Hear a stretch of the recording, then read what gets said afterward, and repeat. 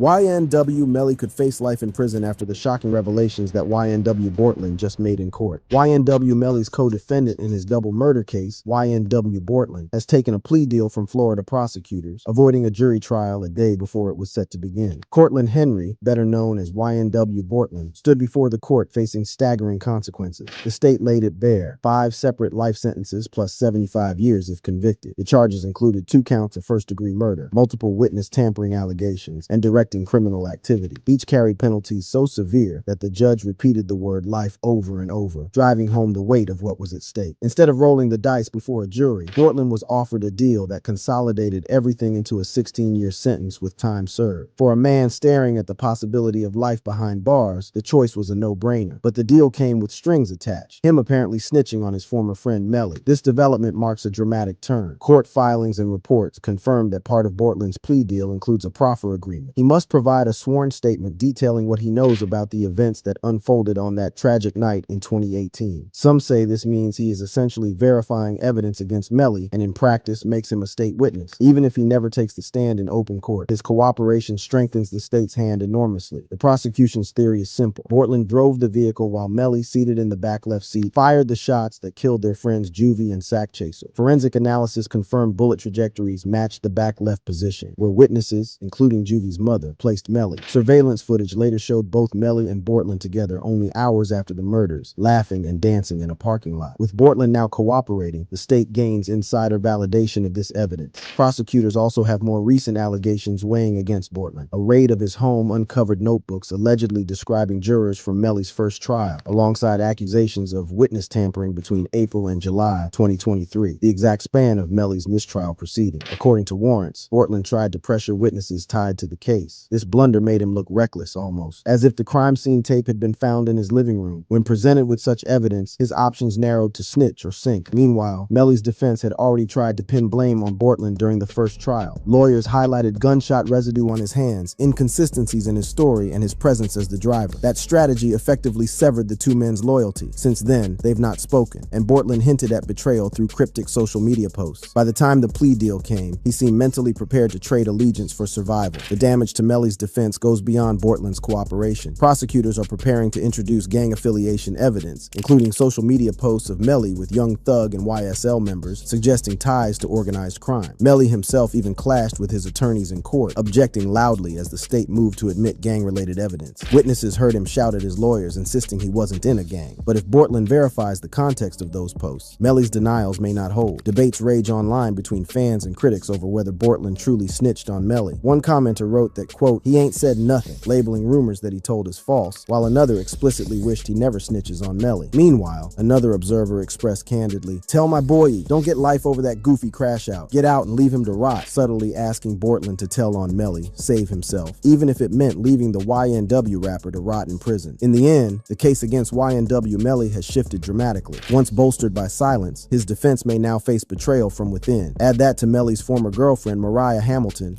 reportedly agreeing to testify, apparently armed with iCloud evidence showing Melly tried to stop her from cooperating during the first trial. That alone could lead to new witness tampering charges carrying life sentences, separate from the murder case. Together, Bortlen's statement and Hamilton's cooperation could strike a crushing double hit against Melly. For prosecutors, it's the breakthrough they needed. For Melly, it may be the final betrayal that seals his fate.